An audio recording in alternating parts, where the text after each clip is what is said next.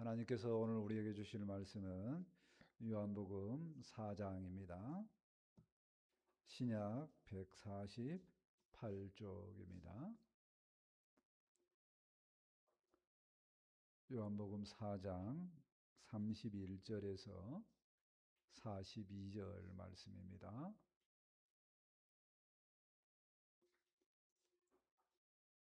요한복음 4장 31절에서 42절까지 한 절씩 교독합니다.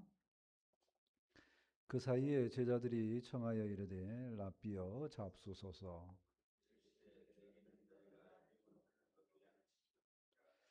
제자들이 서로 말하되 누가 잡수실 것을 갖다 드렸는가 하니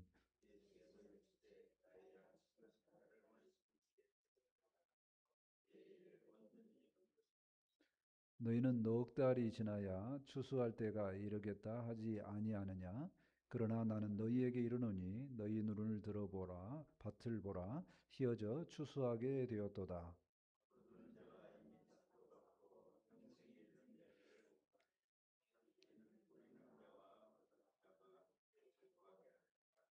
그런즉 한 사람이 심고 다른 사람이 거둔다 하는 말이 옳도다.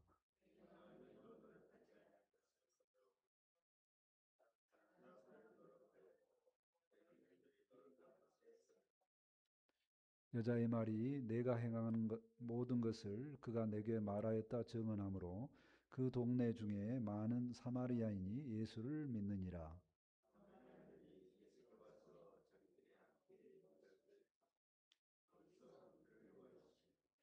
예수의 말씀으로 말미암아 믿는 자가 더욱 많아.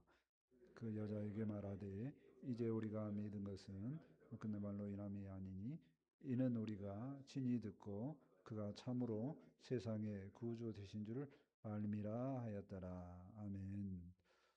오늘 말씀의 제목은 만족과 기쁨 이렇게 정해 보았습니다. 5월달은 자식들 얼굴 보고 또 손주들도 보고 그래서 참 기쁨이 많습니다. 생각만 해도 막 좋아요. 근데 참 이상합니다. 사실 왜 이상하냐면요. 좀 불편한 일이 많죠. 먹을 것도 챙겨주고 잠자리도 챙겨주고 뭐 귀찮은 일이 한두 가지가 아닙니다. 그런데 왜 마음은 기쁘냐 하는 거죠. 우리는 사실은 소유가 아니고 마음에 기뻐하는 내용이 참 많습니다. 오늘도 그 만족과 기쁨에 대한 내용인데요. 말씀을 통해서 우리가 진짜 깊은 내용의 기쁨을 더 생각해보고 기쁨을 누리는 우리의 생활들이 다 되었으면 좋겠습니다. 아멘. 첫 번째, 안 먹어도 배부른 기쁨에 대해서 생각해 보고자 합니다. 31절 말씀입니다. 그 사이에 제자들이 청하여 이르되 랍비여 잡수소서. 이제 인물이 바뀌었습니다. 제가 지난주까지 사마리아 여인이 이제 예수님과 대화를 통해서 충만한 은혜를 받았고 그 사마리아의 여인은 기쁨 가운데 어디로 갑니까? 동네로 갔어요. 동네로 갔던 제자들이 이제 먹을 것을 구하러 갔다가 이제 예수님께 이제 돌아옵니다. 그래서 이제 제자들이 예수님께 먹을 것을 내놓고 잡수소서 이렇게 말을 하죠. 제자들은 스승을 참 잘 생각을 하고 있는 것 같습니다. 자, 그런데 이 예수님의 반응이 조금 이상합니다. 32절 말씀을 보실까요? 이르시되 내게는 너희가 알지 못하는 먹을 양식이 있느니라. 예수님이 그래 고맙다 그렇고 잘 먹겠다 하면 좋은데 그 말은 생략하고 바로 또 제자들을 교육하는 말씀을 하시는 거죠. 내게는 다른 양식이 있다. 너희가 알지 못하는 양식이 있다. 영적 양식이 있다 하는 겁니다. 사실은 사람은 영적 존재이기 때문에 마음을 가지고 있어요. 그래서 그 마음이 만족하는 그런 기쁨이 꼭 필요하다는 얘기입니다.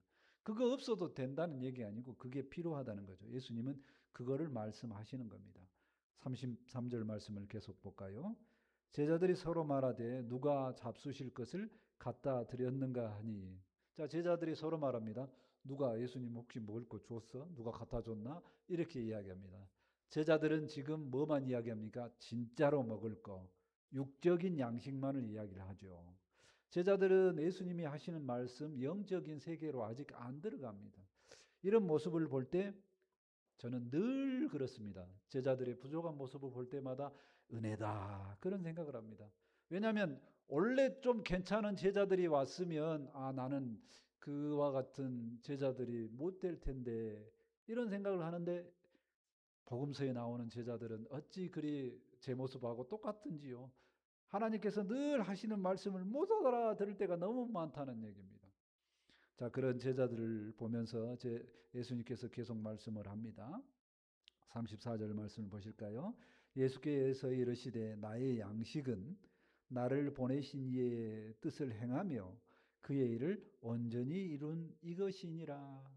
그러니까 영적 양식에 대해서 설명을 해줍니다. 간단하게 말하면 하나님 아버지의 뜻을 그대로 행하면서 또 그 일이 완성되면 너무나 기쁘다 하는 얘기입니다. 밥을 안 먹어도 기쁘다, 그런 얘기죠. 그러니까 어떤 일이었습니까? 전주까지 이야기했던 바로 그 사건입니다. 사마리아 여인이 예수님의 말씀을 듣고 그리스도를 만난 그 기쁨에 의해서 물동이를 버려두고 뛰어갑니다. 그 모습을 보니까 얼마나 기쁩니까? 사마리아인도 여인도 기쁘고, 그 모습 보니까 또 예수님을 기쁘고, 그 모습을 보고 있으니까 흐뭇해가지고 지금 밥을 안 먹어도 될 만큼 나는 기쁨에 있다, 그런 말씀이지요. 우리도 자녀들과 손주들을 보면 안 먹어도 배부른다 그런 얘기를 하곤 합니다. 여기서 이제 안 먹어도 배부르다는 그 예수님의 기쁨에 대해서 좀 더 생각을 해봅니다.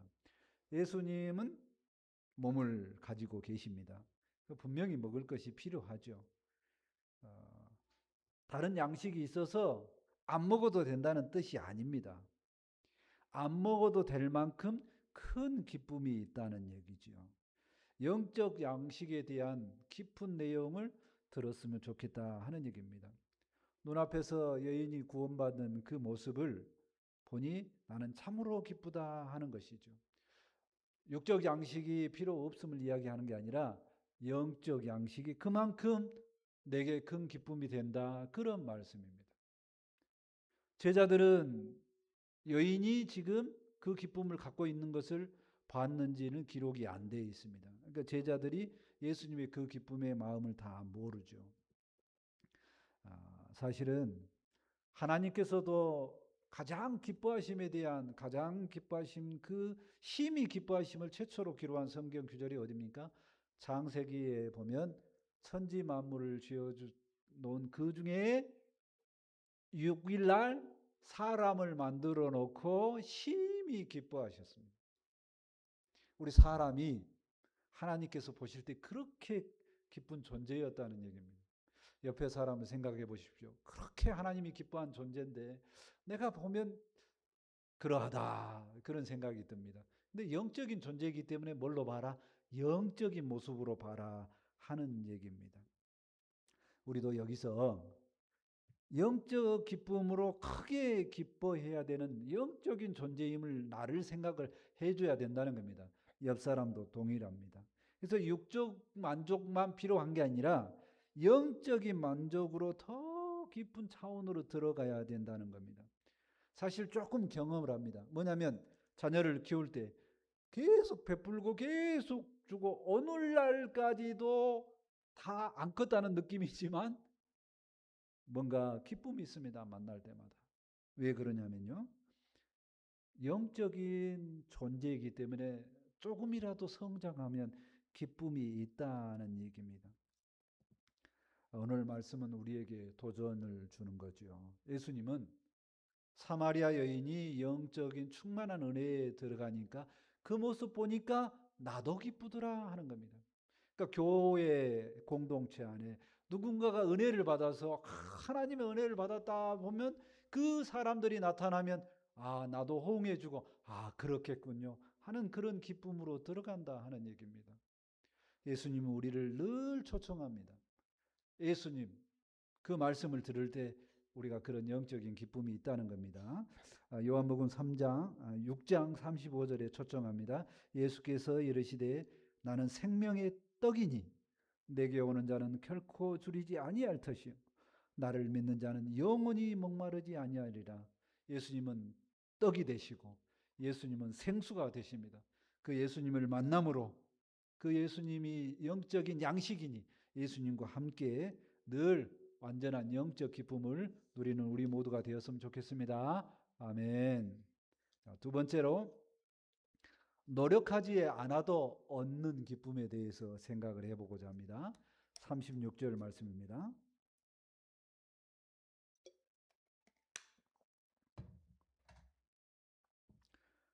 35절입니다. 너희는 넉 달이 지나야 추수할 때가 이르겠다 하지 아니하느냐. 그러나 나는 너희에게 이르노니 너희 눈을 들어 밭을 보라. 기어져 추수하게 되었도다.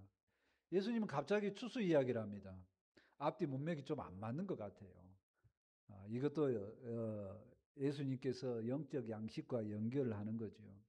넉 달이 돼야 추수할 때가 됐다고 합니다.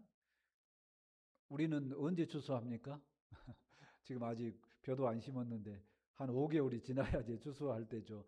진짜로 추수할 때가 있다고 말하는데, 자, 추수하고 연결되어서 무슨 눈을 떠라? 영적인 눈을 떠라라고 합니다. 영적인 눈을 뜨면 휘어져 추수할 때가 되었다라고 하는 겁니다. 가을 추수를 말하는 것이 아니라 영적인 눈으로 보면 변화된 사마리아인처럼, 여인처럼 지금 영적으로 갈변한 사람들이 너무 많아서 그들에게 예수님을 전하면 기쁨으로 돌아오고 그들이 열매로 나타나는 역사가 너무 많아서 그렇게 예수님의 음성을 듣고자 하는 사람이 너무 많다. 그런 말씀입니다. 이제 추수할 때가 돼서 건들기만 하면 예수님께 돌아오는 역사가 있을 거다 하는 얘기입니다. 자, 거두는 역사를 계속해서 예수님께서 말씀하십니다. 36절과 37절을 같이 봅니다. 거두는 자가 이미 삭도 받고 영생에 이르는 열매를 모으나니 이런 뿌리는 자와 거두는 자가 함께 즐거워하려 함이라. 그런즉 한 사람이 심고 다른 사람이 거둔다 하는 말이 옳도다. 영적인 추수에 대한 연결된 말씀입니다. 근데 영적 추수는 어떻게 했다고요? 이미 많이 수고했다는 겁니다. 충분하게 시간이 되었다. 충분하게 자랐다. 열매가 맺혔다고 하는 겁니다. 영적 추수는 뿌리는 자가 따로 있고 거두는 자가 따로 있는데 함께 증거할 수 있다는 겁니다. 아무것도 안 했어도 마땅히 즐거움에 들어간다는 겁니다. 심는 사람은 따로 있고 거두는 역사는 따로 있다는 겁니다. 사실 이 말씀은 본문에 들어가면은요, 예수님은 심었고 제자들이 거두는 역사입니다. 근데 하나님의 역사는요, 심는 사람 따로 있고 거두는 사람이 따로 있어도 된다는 얘기입니다. 38절 말씀을 보실까요? 내가 너희로 노력하지 아니한 것을 거두러 보내었노니 다른 사람들은 노력하였고 너희는 그들이 노력한 것을 참여하였느니라. 너희로 노력하지 않는 것에 거두러 보냈다는 겁니다. 자, 제자들의 사명이 뭐라고요? 노력 안 했는데 거두는 사명이라는 겁니다. 생각해 보십시오. 노력을 안 했어요. 근데 내가 그 소득을 받아. 얼마나 즐거움입니까? 근데 그게 사명이라는 겁니다. 노력을 안 했는데도 거두는 게 사명이라는 거예요. 왜 그래요? 함께 참여하는 사명입니다. 노력하지 않고도 얻는 기쁨에 대해서 이야기를 합니다. 가장 대표적인 기쁨이 뭐냐면 우리 주님과 관련된 기쁨입니다. 교회와 관련된 기쁨입니다. 노력하지 않고 얻는 기쁨에 대해서 좀 생각을 해봅시다. 사람들은요, 노력을 합니다. 특히 세계 중에 가장 노력을 많이 하는 나라가 어디라고요? 대한민국입니다. 어마어마한 노력을 합니다. 세계인들이 인정을 한다는 거예요. 그렇게 수고를 해야지 뭔가 얻어지겠다라고 생각을 하는 겁니다. 사실 수고를 많이 해야 얻어지는 것이 당연을 합니다. 이게 진리같이 들려집니다. 그러나 하나님의 역사는 그러지 않는 것도 있다는 겁니다. 가장 대표적인 것이 뭐냐면요. 우리가 노력을 해야지 비가 오고 노력을 해야지 햇빛이 납니까? 아닙니다. 하나님은요, 선한 자와 악한 자하고 동일하게 이걸 주십니다. 우리가 노력을 해야지 우리가 살 수 있는 공기가 있나요? 아닙니다. 그 당연한 걸 왜 이야기하냐고 이야기하는데, 하나님의 은혜 안에는 그렇게 당연하게 얻는 역사가 있다는 얘기입니다. 노력하지 않아도 얻는 것에 받는 것, 그걸 뭐라고 하냐면 은혜라고 그럽니다. 선물이라는 거예요. 근데 받는 사람이 어떻게 해야 된다고요? 아예 안 받아도 된다 하는 게 아니라 받을 때 즐거움으로 받으라는 거예요. 받을 때 감사로 받으라는 거예요. 왜 그러냐면요. 지금 우리는 나라가 얼마나 발전해서요. 막 기본 수당을 준다고 그럽니다. 이번에도 어떤 사람은 한 60만 원씩 받습니다. 어떤 사람은 25만 원 받고요. 이거 차별로 생각하지 말고 그냥 은혜로 다 받으면 됩니다. 왜요? 우리의 아버지, 우리 할아버지들이 엄청 고생을 했어요. 그러니까 어쩐다고요? 우리는 받으면서 감사합니다. 그러면 받으면 된다는 겁니다. 받을 때 절대 마음에 불편하게 생각하지 마시고, 이제는 어떤 때가 됐다고요? 받아도 즐거움으로 받을 때가 되었다는 겁니다. 여러분들은 무엇을 얻기 위해 얼마나 수고하고 노력합니까? 충분합니다. 근데 노력하지 않아도 받는다는 것을 오늘 생각을 해봤으면 좋겠습니다. 어떤 거냐면 하나님의 은혜에 있기 때문에 더 고대해야 한다는 겁니다. 무슨 얘기냐면요. 동일한 노력을 해도 하나님의 사람은 더 물질을 받을 수 있다는 생각을 해보라는 겁니다. 세상 사람들은 그건 도둑놈 심보 아니야? 근데 그게 아니라는 겁니다. 하나님의 은혜로 우리는 즐거움으로 받으면 된다는 겁니다. 왜요? 하나님께서 그 은혜로 초청하시기 때문입니다. 제가 예정교회에 온 이후에요. 어떤 집사님이 저보고 그랬습니다. 목사님은 너무 교회를 변화를 많이 시키려고 한다고요. 근데요, 저는 그렇게 많이 노력한 것이 없습니다. 근데 왜 변화가 심해지냐고 하니까 이게 예전교회가 누림의 때가 되었다는 겁니다. 예전에 숫자가 많을 때는 나눠주기도 하고 봉사도 많이 하고 친절을 많이 베풀었습니다. 근데 이제는 고개가 한풀 꺾이면서 이제 숫자가 적어지니까 이제는 뭐라고? 받을 때도 됐고 누릴 때도 되었다는 겁니다. 그거를 생각할 줄 알아야 돼요. 주님의 때에 믿음으로 받는 것도 기쁨이 되는 줄 믿습니다. 아멘. 로마서 8장 32절에 말씀합니다. 자기 아들을 아끼지 아니하시고 우리 모든 사람을 위하여 내주시니까 어찌 그 아들과 함께 모든 것을 우리에게 주시지 아니하겠느냐. 하나님은요, 아들 예수님도 우리에게 주셨기 때문에 모든 것을 주시는 것을 기뻐하십니다. 우리가 하나님께 소망을 두면 내가 노력하지 않은 것도 주실 확신을 갖고 기뻐하면서 노력하지 않는 기쁨을 다 누리는 우리 모두가 되었으면 좋겠습니다. 아멘. 세 번째로 직접 체험하는 기쁨을 또 생각해 보고자 합니다. 39절 말씀입니다. 39절 말씀입니다. 여자의 말이 내가 행한 것을 그가 내게 말하였다 증언하므로 그 동네 중에 많은 사마리아인이 예수를 믿으니라. 자, 여인은 동네에 갔었죠. 내가 메시아를 만났다, 그리스도를 만났다라고 증거를 하니까 동네 중에 많은 사람들이 예수님을 믿게 되는 역사가 있습니다. 추수 때가 됐으니까 막 은혜를 받는 사람들이 이렇게 많이 늘어나는 거죠. 자, 이 역사에 대해서 또 어떻게 연결되는가 봅시다. 40절, 41절 말씀입니다. 사마리아인들이 예수께 와서 자기들과 함께 유하기를 청하니 거기서 이틀을 유하심에 예수의 말씀으로 말미암아 믿는 자가 더욱 많아. 자, 사마리아인들이 예수님이 메시아라는 소리를 들었습니다. 그런데 이걸로 끝난 게 아니라 예수님을 초청을 합니다. 이틀 동안 특별한 깊은 만남에 들어갑니다. 모든 삶을 잠시 멈춰놓고 특별한 이틀이 들어가죠. 이거 뭡니까? 일종의 수양회, 수련회, 부흥회 이런 겁니다. 그렇게 들어가는 기간이 있어야 된다는 겁니다. 그렇게 깊게 들어가는 것은 뭐냐면 내가 듣기만 하는 것이 아니라 내가 직접 체험하는 시간입니다. 예수님을 내가 진짜로 깊게 알고 싶고자 하는 간절함 속에 예수님을 깊게 알아가는 시간입니다. 그래서 결과적으로 어떻게 됐어요? 더욱 많아졌다는 겁니다. 사실은 신앙의 깊음으로 들어가려면 이러한 인격적인 만남의 과정의 시간이 꼭 필요합니다. 남의 이야기만 들어서가 아니고 내가 꼭 체험해야 되는 시간이 필요하다는 얘기입니다. 마지막 절 말씀 이제 42절 말씀을 보실까요?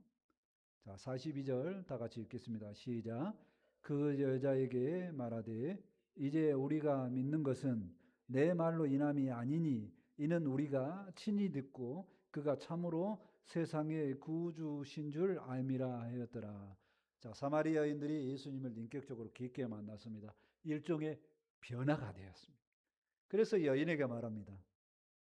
너가 여자인 너가 우리에게 말한 것으로 인하여서 내가 아는 정도가 아니라 우리가 친히 예수님을 만났더니 참으로 그가 세상의 구주인 줄을 내가 알았더라.